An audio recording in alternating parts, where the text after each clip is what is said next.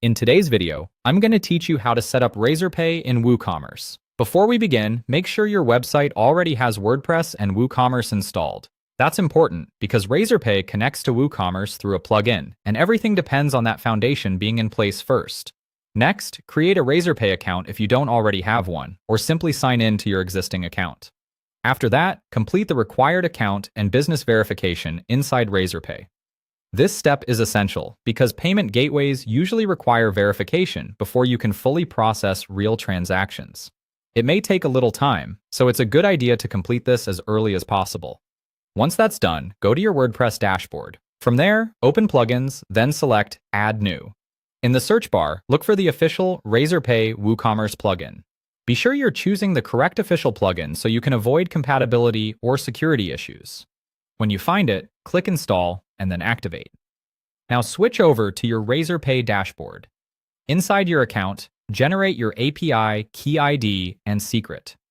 These credentials are what connect your WooCommerce store to your Razorpay account, so handle them carefully and never share them publicly.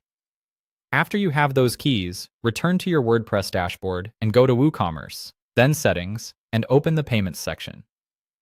Find Razorpay in the list of payment methods and open its settings page. Here, enable Razorpay so the payment option becomes available in your store. Then enter your API key ID and secret into the required fields. Before you start taking actual customer payments, make sure test mode is enabled. This is a very important step because it allows you to safely check that everything is working without processing real money. Once test mode is on and your credentials are entered, save the settings. Now it's time to test the setup. Place a test order on your store using one of the supported payment methods, such as UPI, a card, net banking, or another available option.